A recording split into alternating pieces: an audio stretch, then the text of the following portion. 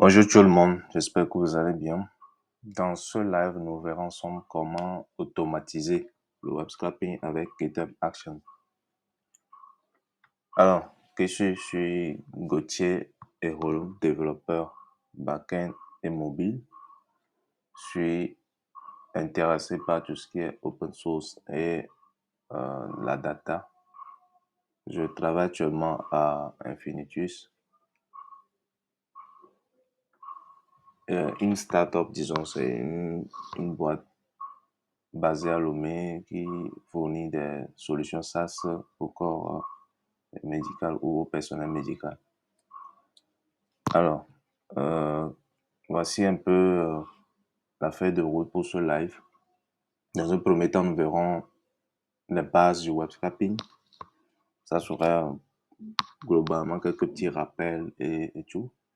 Et ensuite, nous verrons ce que c'est que les GitHub Actions, comment ça fonctionne et comment on peut l'utiliser dans le cadre du web scraping ou du moins de l'automatisation d'un site qui fait du web scraping.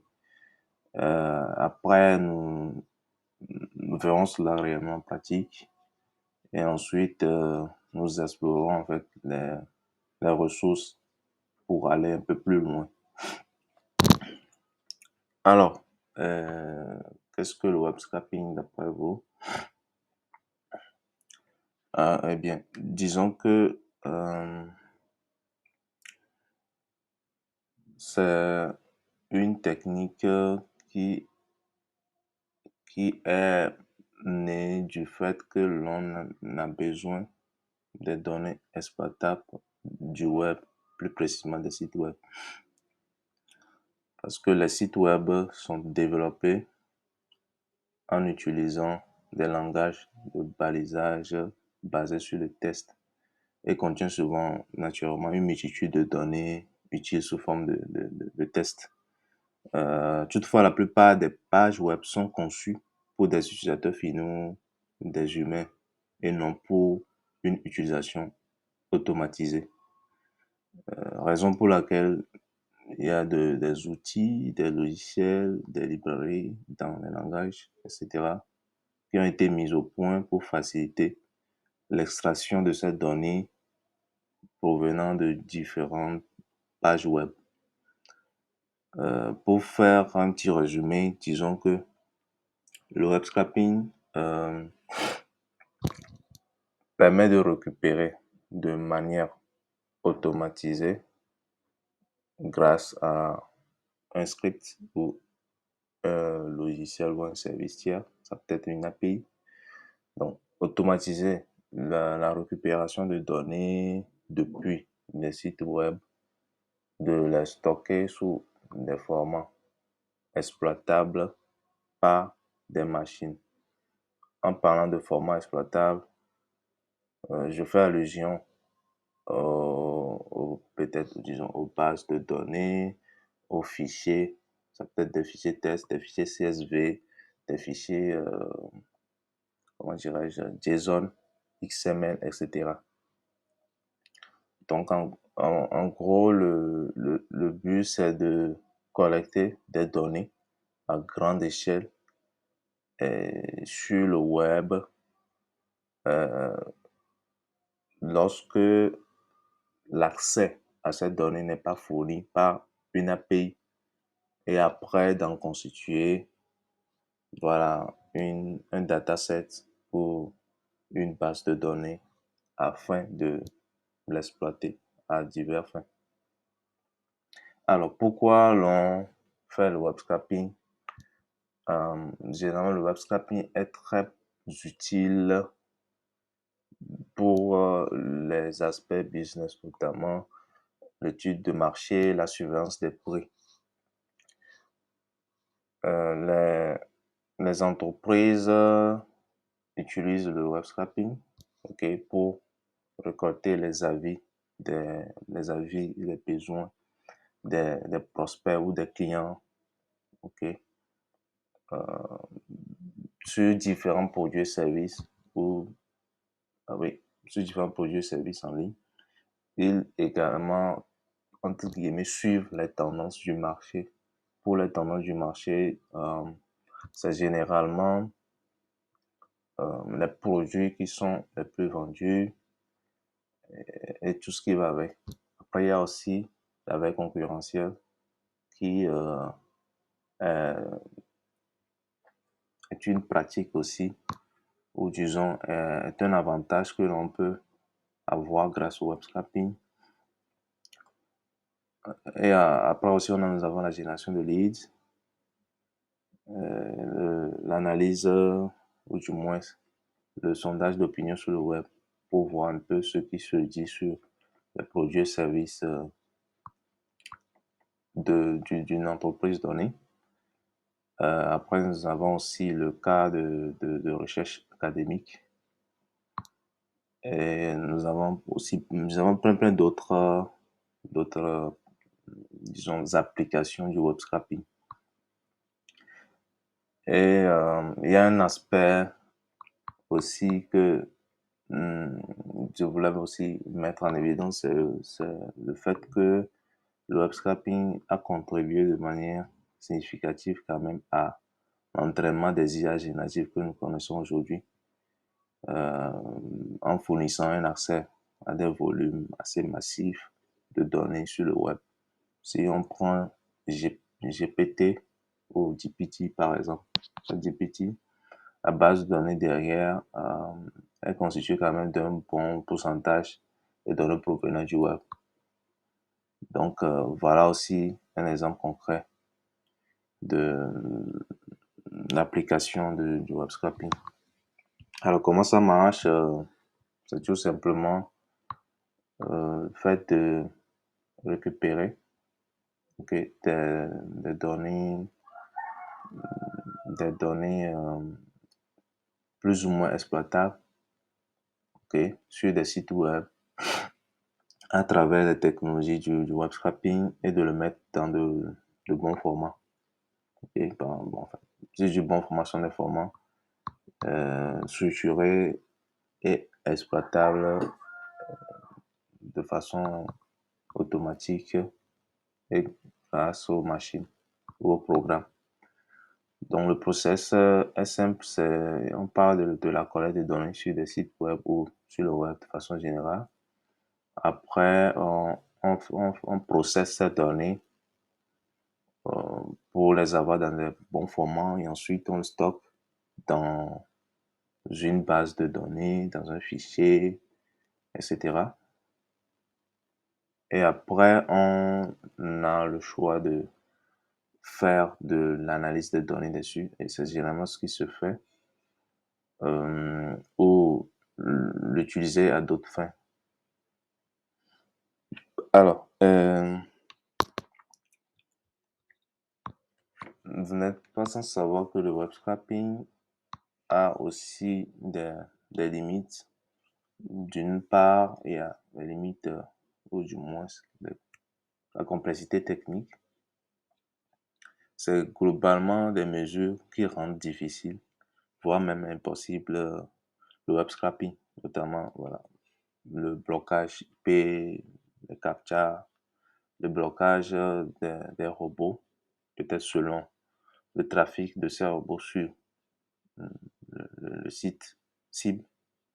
Après, il y a l'obfuscation du code source de la page ou des pages web. Donc, d'une part, il y a la complexité technique, d'autre part, il y a des questions éthiques et légales également qui se posent, notamment par rapport au respect des données, des sites web ou des ressources disponibles sur les sites web. Donc, ce qui est conseillé, c'est de vérifier déjà dans le fichier robot.txt, qui est souvent mis sur des sites web. Donc, vérifier si c'est possible de faire du scrapping sur ce site web, en fait, sur ce site en question. Alors, en termes de scrapping des données, nous avons différentes approches. On peut partir des API et des services en ligne. La majorité nous fournissent un service freemium. Nous avons Capitaine Data, Octopath, SparkHub, par exemple. Et ensuite, nous avons les outils no-code qui nous aident également à faire du scrapping sans forcément écrire du code explicitement. Nous avons également des extensions, des navigateurs.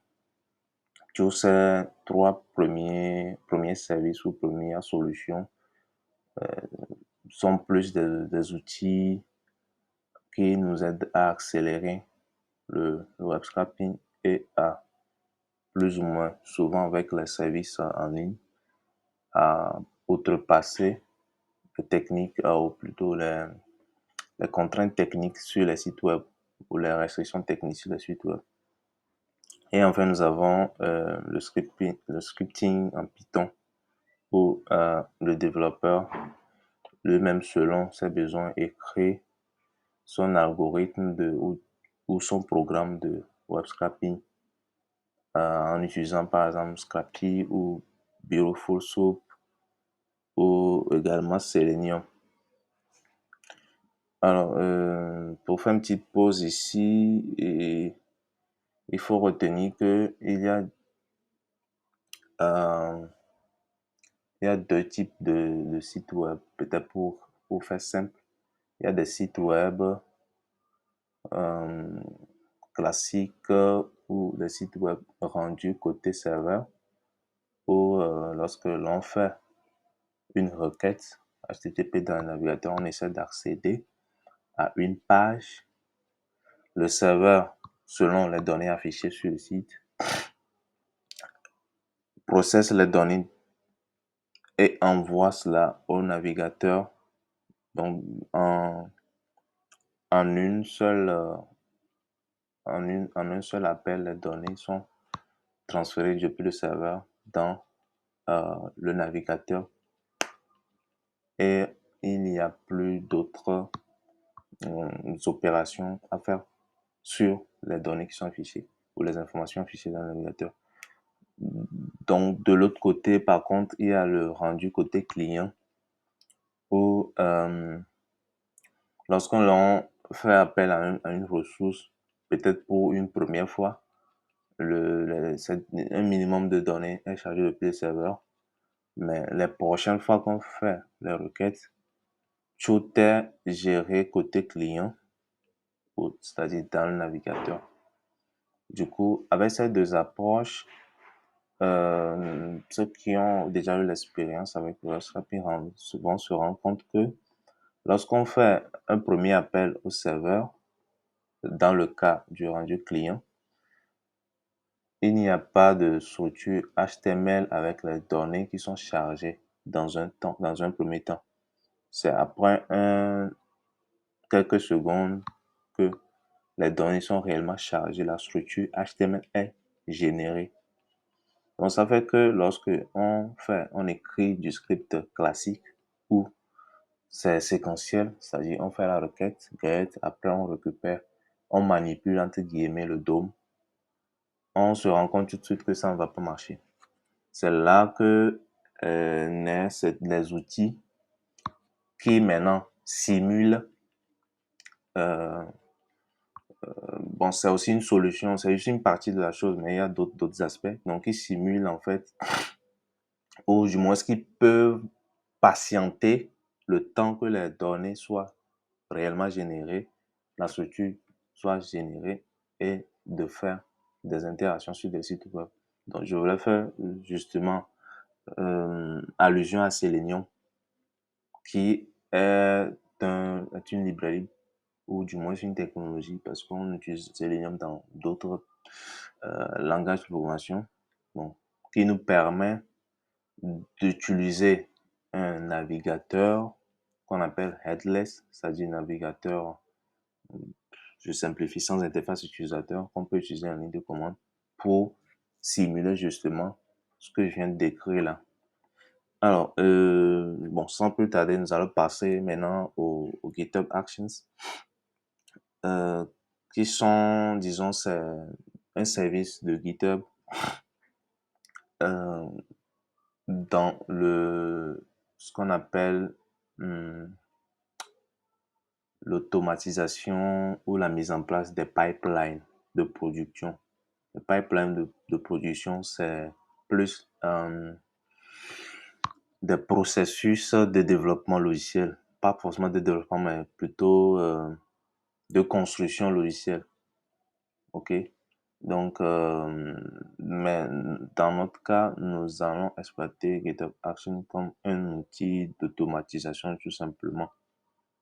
Euh, mais globalement, GitHub Action peut s'utiliser pour automatiser, comme je viens de le dire, le processus de build, de test et de déploiement de logiciels en utilisant ce qu'on appelle les workflows. Les workflows qu'on peut configurer selon nos besoins. OK?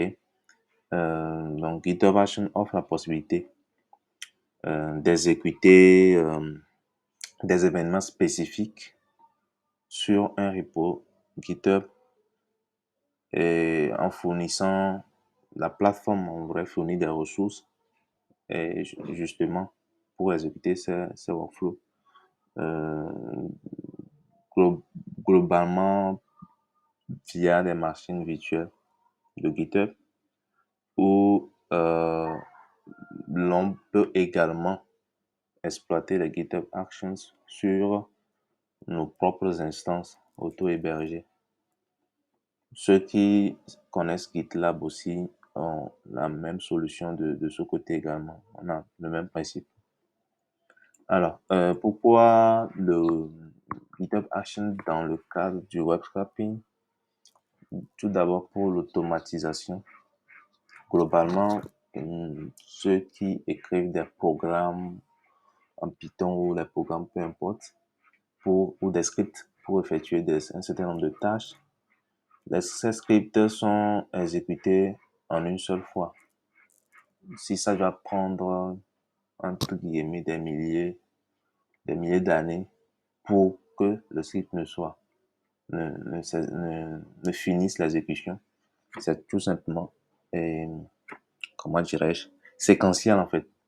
Donc, dans le cadre du web scraping, selon certains aspects des blocages techniques ou restrictions techniques, l'on serait heurté à une impasse dans ce cas. Dans le cas où on écrit notre script qui va récupérer les données, euh, disons, très régulièrement. OK? Donc, on va devoir exploiter GitHub Actions pour pouvoir automatiser ce processus de telle sorte que on fasse comment dirais-je euh, on aille récupérer les données dans un intervalle de temps donné en fait. Après nous avons oui justement je faisais allusion à la planification. L'automatisation va enfin la planification va avec l'automatisation. Nous avons aussi du moins l'intégration que GitHub Action nous, nous fournissent globalement, et vu que GitHub Action est utilisé directement sur la plateforme GitHub, hum, donc la GitHub Action nous permet d'exploiter en fait les ressources de GitHub tout simplement. Après, nous avons aussi le stockage lorsque nous collectons des données. On peut les stocker directement dans le repo GitHub. Je peux prendre l'exemple de euh, ça peut être n'importe quel projet qui a besoin de récupérer des données externes, peut-être les agréger et les exploiter dans le projet. Alors, il y a aussi le versioning. À chaque fois que l'on récupère des données et stocke sur le repo, ça équivaut à faire entre guillemets un commit à chaque fois. Donc, on a une traçabilité, un historique de les données qui sont stockées à chaque fois. Après également pour les GitHub Actions, nous avons ce qu'on appelle, comme je viens de dire, les workflows. C'est tout simplement des processus automatisés qu'on peut personnaliser selon nos besoins et qui s'exécutent en un ou plusieurs jobs. Non, les jobs, c'est juste un ensemble de, disons, de tâches sur un environnement ou une machine virtuelle donnée. Donc, globalement, le principe, c'est de d'indiquer à GitHub à quel moment, ok, exécuter les jobs que l'on a spécifiés. Est-ce que c'est au moment qu'on fait un commit ou un push sur une branche donnée, ou est-ce que c'est le moment où déjà on ouvre par exemple une pull request ou on merge la pull request. Donc il y a les différents événements qu'on peut utiliser. Alors, voici un peu la structure. Dans un repo GitHub, il faut avoir un dossier .github à l'intérieur duquel nous devons avoir à nouveau un autre dossier workflows. Et à l'intérieur, on peut avoir plusieurs workflows qui seront lancés de façon parallèle sur GitHub ou en fait sur le repository GitHub. OK. Après, pour chaque workflow, nous avons maintenant les jobs qui se qui s'exécutent aussi de façon en parallèle, mais on peut aussi les rendre séquentiels. Si un job dépend d'un autre, on peut le spécifier également pour que cela s'exécute de façon séquentielle. OK. Alors, nous avons les steps dans chaque job et les steps sont purement et naturellement séquentiels. En vrai, pour un template de fichier workflow, voici un peu la syntaxe. Je crois que c'est un peu coupé, mais globalement, il y a un nom pour le workflow. Après, il y a, comment dirais-je, on spécie sur quelle branche il faut exécuter le workflow. Et la ligne 14, c'est beaucoup plus pour, bon, comme vous voyez le commentaire, c'est pour le lancer à la main. C'est pour déclencher, enregistrer cette configuration à la main, en fait. Après, même après avoir fait un commit, euh, on verra que sur le repo, dans la partie Actions, il y a, je crois, un bouton pour lancer. Généralement, on utilise ça lorsqu'il faudrait qu'on ait une intervention humaine. Donc, dans tout ce qui est continuous delivery ou deployment, on peut faire tout un ensemble de tâches et attendre que quelqu'un vienne lancer l'étape finale, peut-être qui est le déploiement. Après, nous avons, comment ça s'appelle,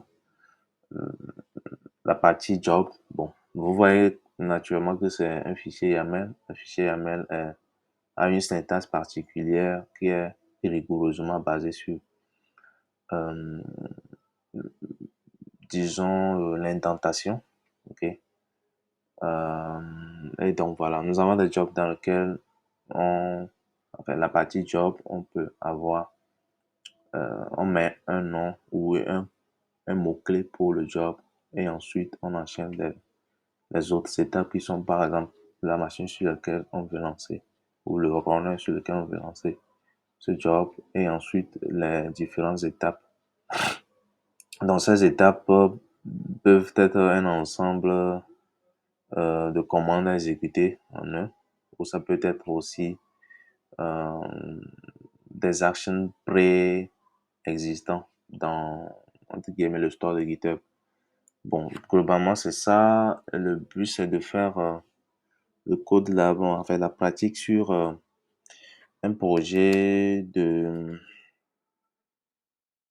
site web où on récupère tout simplement les, les mangas. Bon, ça s'appelle Manga Here. Je vais essayer d'ouvrir ça, on va voir si on peut avoir une bonne idée de ce à quoi ce de quoi je suis en train de parler. Voilà, c'est ça. Alors, disons que comme prérequis pour ce live, voilà, il faut tout simplement être à l'aise avec Python, ou du moins savoir les bases en Python. Python, c'est l'un des langages souvent les plus simples à apprendre. Après, il faut avoir les connaissances de base en HTML, notamment ce qu'on appelle euh, la structure DOM, ou du moins tout simplement la structure HTML, ou même pour ceux qui connaissent le XPath. Ok. Après aussi, vu que le GitHub Actions c'est basé sur la plateforme GitHub, il faut déjà avoir les bases de tout ce qui est Git, GitHub et tout. Et ensuite, des notions de base également en CI/CD. Donc ici, ce qu'on fait généralement, c'est lorsqu'on vient sur un site sur lequel on veut récupérer les informations avec le web scraping, on va voir la structure en fait, la structure de la page et voir comment est-ce qu'on peut récupérer les données. Donc vous allez remarquer que on peut commencer par ci, mais c'est pas pertinent. Ici également, c'est à partir d'ici qu'on est beaucoup plus proche ou de beaucoup plus près des éléments qui sont à l'intérieur. Donc, on peut commencer notre scrapping en, voilà, dans la connaissance, en fait, les bases de la structure HTML, il y a une notion qu'on appelle les sélecteurs CSS. Bon, c'est beaucoup plus en JavaScript lorsqu'on manipule le DOM qu'on a ces notions-là. Mais je crois bien qu'on a ces notions dans, dans d'autres aspects également. Donc, on a des sélecteurs CSS qui sont basés en fait sur, disons, une syntaxe particulière qui nous permet par exemple de mettre une syntaxe qui ressemble à ça. Je vais essayer de le mettre dans la console ici. Sorry, on peut faire un truc comme ça. Non, sorry. Ce que je viens de copier, c'est... Bon, c'est pas grave. Je crois que j'ai pas copié cela. Il a été copié, ouais, c'est bon. Donc, c'est une classe CSS que je viens de copier là. Et en termes de sélecteur, une classe CSS, on le préfixe par point, on met point. Voilà. Et maintenant, ce qui suit ces éléments, on peut dire qu'on veut sélectionner tous les éléments qui suivent en faisant ce qui suit LI. Donc, ça, par exemple, c'est une syntaxe qui est utilisée par les sélecteurs CSS. Ou du moins, c'est la sélection de classe CSS. Donc, en JavaScript, on fera, sorry, document.query selector. Voilà. Query selector pour ne récupérer qu'un seul élément, ou du moins le premier élément. Et le all pour récupérer tous les éléments qui matchent à ce sélecteur, en fait. Donc, on passe le sélecteur en chaîne de caractères comme ça. Et on a le premier élément qu'on a sélectionné. Mais lorsqu'on veut sélectionner tous les LI qui sont à l'intérieur de la classe, ou du moins de l'élément ayant pour classe manga list 1 list, nous avons 70 éléments. Voilà, et c'est ça. Et en survolant ça, on verra qu'effectivement, ça marche. Ok, on est sur les bons éléments. Donc, c'est une première étape, c'est une première approche pour cibler les éléments. Après, à chaque fois, on doit prendre chaque élément pour encore faire le même processus, faire la même chose et récupérer les données en fait. Ok. Donc, pour la récupération des données, je prends un exemple, euh, toujours dans la console.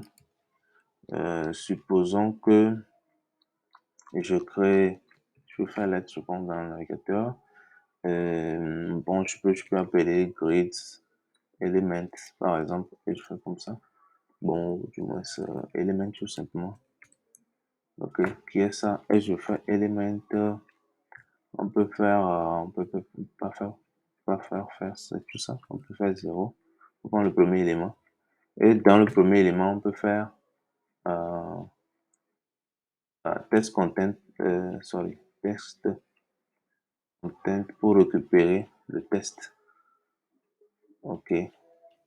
Mais en fait, ça n'a pas forcément de, ça n'a pas forcément de sens lorsqu'on prend LI comme ça, on prend tous les tests qui sont dedans. On peut pas exploiter chacun des tests selon les différentes balises qui sont utilisées. Donc, il va falloir, entre guillemets, récupérer d'une autre manière, de telle sorte on puisse prendre, si on prend cet élément par exemple, attends, je détaille ça. Voilà, nous avons un lien ici, nous avons un titre, un sous-titre et une note. Ok. Donc, il va falloir qu'on écrive des sélecteurs pour récupérer chacun de ces éléments-là. Donc en JavaScript, bon, si on a déjà un élément comme ça, je crois bien qu'on peut Hmm, hmm, hmm, hmm, hmm, hmm. Généralement, on a plus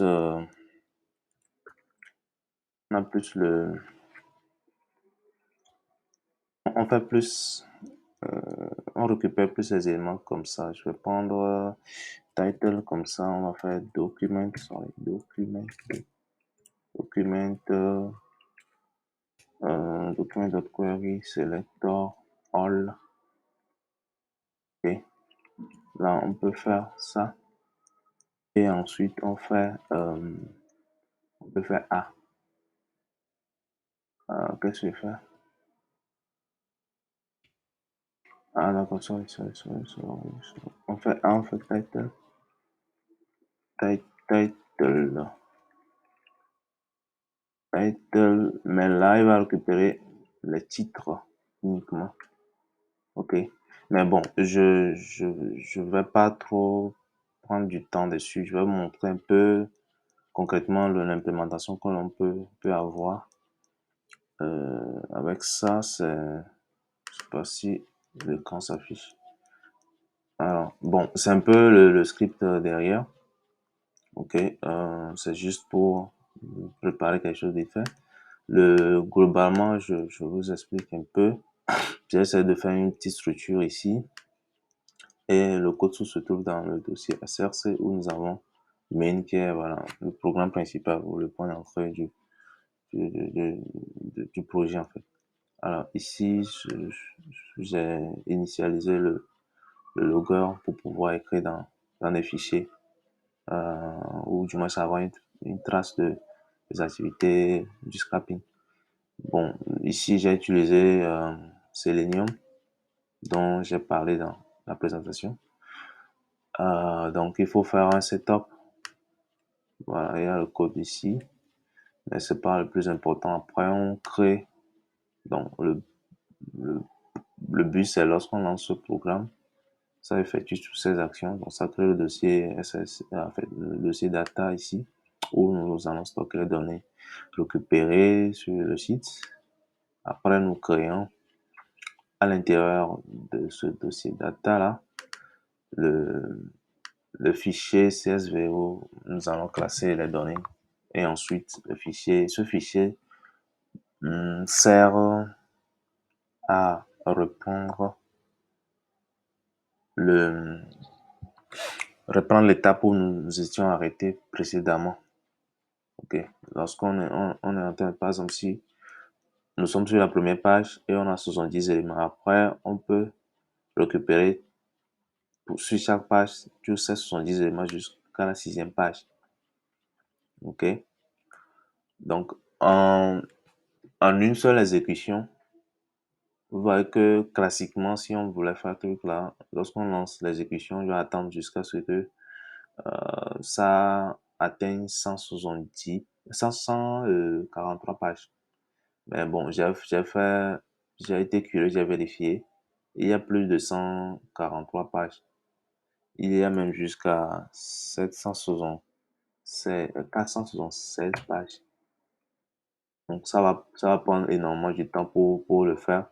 Donc pour ça, il va falloir tout simplement euh, trouver une autre approche ou enfin une autre approche qui peut aller avec l'automatisation sur GitHub Actions, avec GitHub Actions. Donc ce fichier est très primordial pour réussir à le faire. Après, on crée un tableau, vu qu'on utilise le CSV est un format où, du moins, c'est pas obligatoire d'avoir une en-tête, je pense bien, voilà, une en-tête, mais ça facilite les choses d'avoir une en-tête. Donc, on crée l'en-tête pour dire, bon, voilà les informations qu'on l'on récupère. On récupère un titre, un sous-titre, la note, après le lien vers euh, l'élément qu'on est en train de récupérer et l'image, en fait. Donc, toujours avec ce résumé-là, on essaie de faire quoi? De récupérer dans ce système de, entre guillemets, mettre pause et reprendre à la prochaine exécution, exploite, est basé plutôt sur les pages. OK? Donc, disons que ça se fait sur les pages par rapport aux pages. Donc, on peut dire que on veut juste récupérer 3 pages, 4 pages, etc. Donc, à chaque fois qu'on récupère une page à succès, on récupère les éléments d'une page avec succès. Il faut qu'on écrive ça, on sauvegarde ça dans ce fichier pour reprendre à la prochaine exécution à partir de cette page en fait, ou du moins sur la page qui suit. Donc, c'est pour ça qu'on fait last page. Mais naturellement, last page, la première fois que l'on exécute ça est 0. C'est-à-dire que le fichier n'existe pas en fait. Le fichier, en fait, on n'a pas retrouvé plutôt cette donnée-là dans le fichier resume. Donc, par défaut, l'aspect c'est 0. OK?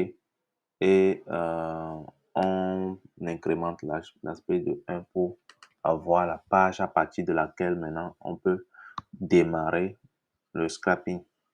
Après, pour les autres, voilà, nous avons la page, le nombre de pages, OK, que nous avons euh,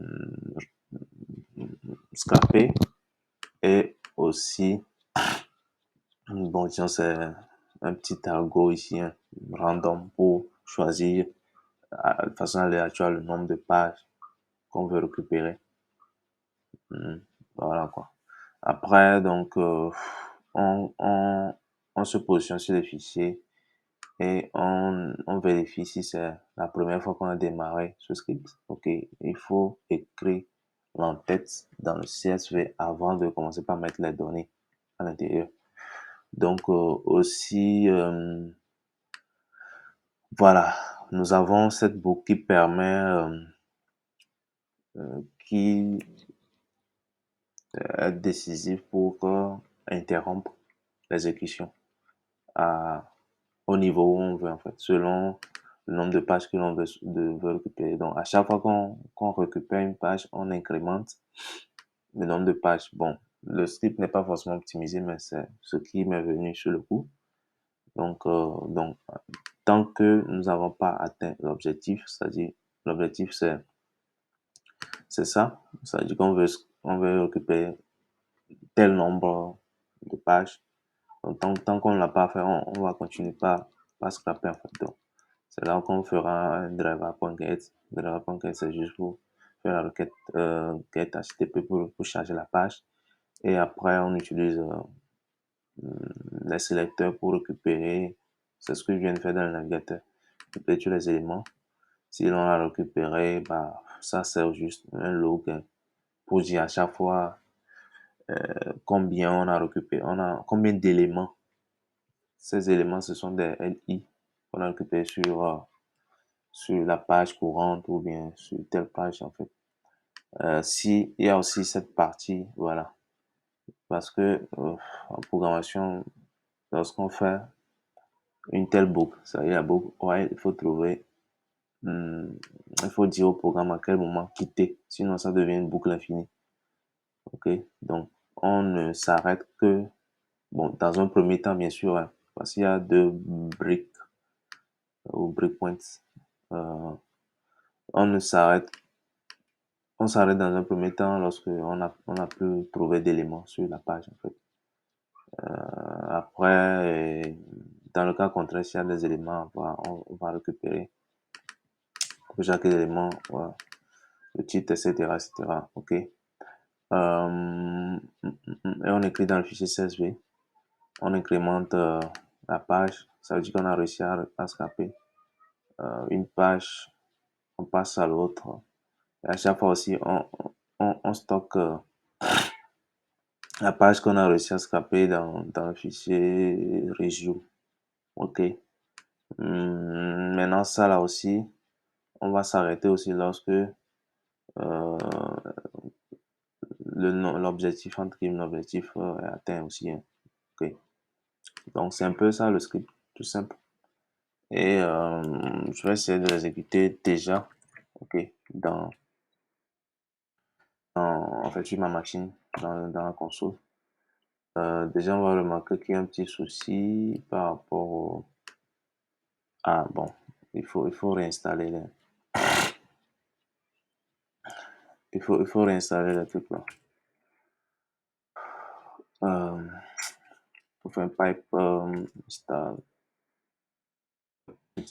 requirements, requirements. J'écris bien.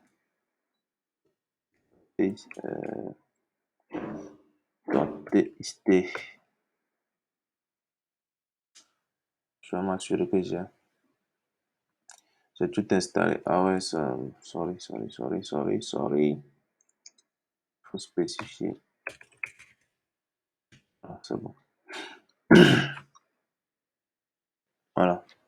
Donc, on installe, bon, tout simplement, c'est juste le fichier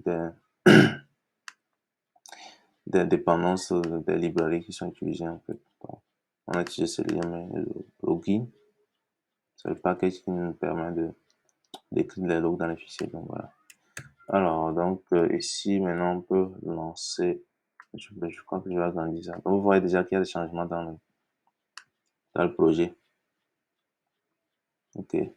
Donc, lorsqu'on ouvre le fichier log, actuellement, il n'y a pas encore de log, mais dans la console, ça sélectionne de façon aléatoire 10 pages.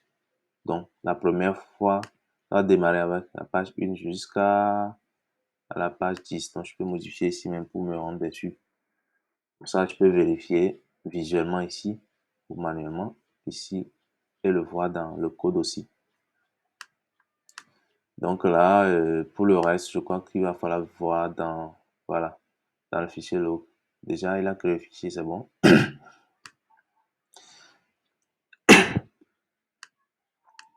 Et là, OK. Il vient de récupérer les 110 éléments de la première page. Et là, vous aussi, vous voyez ici, OK, on est sur la deuxième page. Après, on a la base de données même, là où le fichier, enfin, les données sont récupérées. Donc voilà un peu la structure CSV. Avec la bonne extension, on peut voir ça visuellement. OK. Et voilà, on a les données. Donc, si on parle de format bien structuré, qui peut être interprété de façon automatique par un programme ou une machine, c'est un peu à ça, ça ressemble. Un tableur, Excel, voilà, du CSV, quoi. Donc, avec ça, on peut faire pas mal d'actions dessus, notamment faire la moyenne, par exemple, ou voir la note la plus élevée et tout. Voilà, quoi. Donc, c'est un peu ça. C'est pas totalement fini, mais je vais vous montrer un peu comment ça fonctionne. Donc, je vais interrompre le script ici. Et nous avons, voilà, ce qu'il a pu récupérer.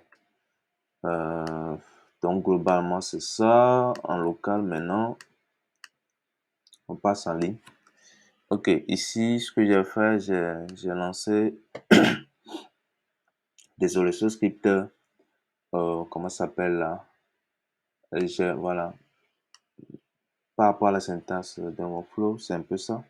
C'est qu'on exécute toutes ces étapes qu'à chaque intervalle de temps donné. Et l'intervalle, c'est chaque 10 minutes. Donc, pour ça, c'est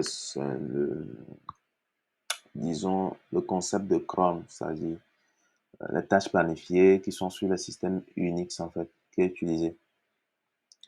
Donc, pour un peu faire simple, vous pouvez utiliser un site qui s'appelle crontab, crontab.guru, je crois bien, crontab, voilà, .guru, où vous allez un peu voir, bon, je crois que ça facilite la tâche, ça fournit déjà, euh, ça vous permet d'interpréter, en fait, la syntaxe cron, quoi, ok? Mais en plus de ça, ça fournit des exemples, en fait. Si ton use case se trouve dans la liste, si tu veux occuper ça chaque semaine, là, tu viens, tu vois, ok, il y a every week, si tu viens, tu prends, en fait, tu veux exécuter, en fait, un script chaque semaine, tu copies tout simplement et voilà, quoi. Ou tu veux juste un truc random, il t'envoie ça aussi. Alors, donc c'est un peu ça pour le cron. Après, voilà, pour les jobs, c'est un peu ça. Bon, je peux appeler n'importe quoi ici, hein. Ok. Ou même scinder à nouveau, regrouper toutes ces étapes-là en, en job. Tu vois que pour ce job-là, il y a beaucoup trop de steps ou voilà, ici, trop de steps ici. Je peux splitter ça également. Donc ici, globalement, on dit que le but de se faire sur une machine virtuelle Ubuntu ou un runner Ubuntu. La dernière version stable, bien sûr. Après, je crois que la dernière version stable, c'est 20 LTS, je pense. 20.04 ou bien, enfin, du coup. Après, step, nous avons le checkout. Bon, en fait, la machine va récupérer notre repo sur GitHub. Après, et voilà quoi, va se pointer là-dessus et installer. Bon, on peut amener cette étape avant, hein, ok. Installer la version, enfin une version spécifique de Python. J'utilise Python 3.10, 3.10. Après, il y a le setup aussi de notre navigateur headless qui est Chrome. Ok. On pourrait aussi faire quoi? On pourrait installer tout manuellement, mais c'est ça l'avantage des conteneurs. Il nous permet d'installer tout ce qui est nécessaire en fait, sans trop se casser la tête. Après, maintenant, on se contente tout simplement d'installer les dépendances ou les librairies que nous avons utilisées dans ce projet-là avant maintenant de lancer l'exécution. Donc, on exécute voilà, ce fichier main que je viens de faire, d'exécuter plutôt. Et dès que ça finit, on peut maintenant faire un commit sur le repository. OK, pour le commit également, disons que c'est la machine ou le runner de GitLab qui fait toutes ces actions. OK, et une fois que c'est fini, ce runner fait le push sur notre repo qu'on voit visuellement ici en fait. Donc, ce que je vais faire, je vais créer un nouveau repo. On va remettre tout ça pour voir à quoi ça ressemble. Alors, donc, je vais devoir supprimer les fichiers, ou du moins, ça soit plutôt mieux d'exclure tout ça dans le kit non. Il n'y a pas grand-chose ici. Je vais ignorer le dossier data, sorry. Après, src, ça. Et après, quoi d'autre? Peut-être status, point log. Voilà, c'est bon. Globalement,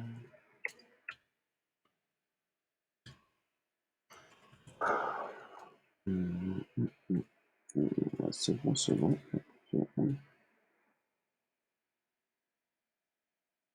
Bon, c'est bon. Alors, donc, je reviens ici où je vais créer un nouveau repository que je vais appeler. Bon, je sais sur ce que je vais le mettre en public.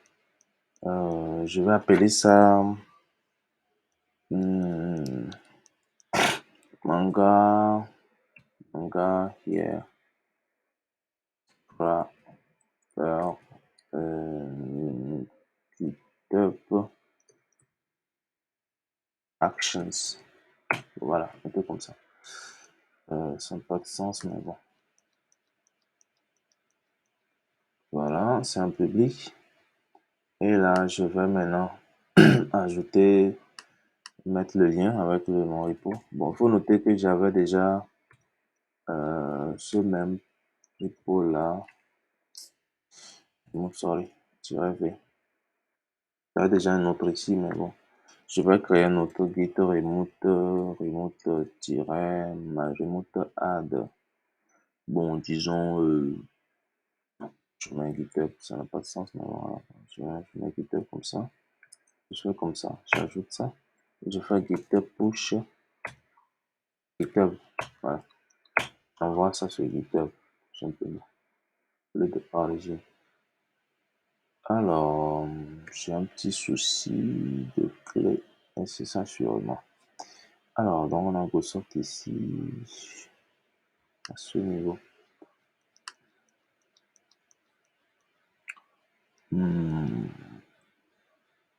ok, pas grave.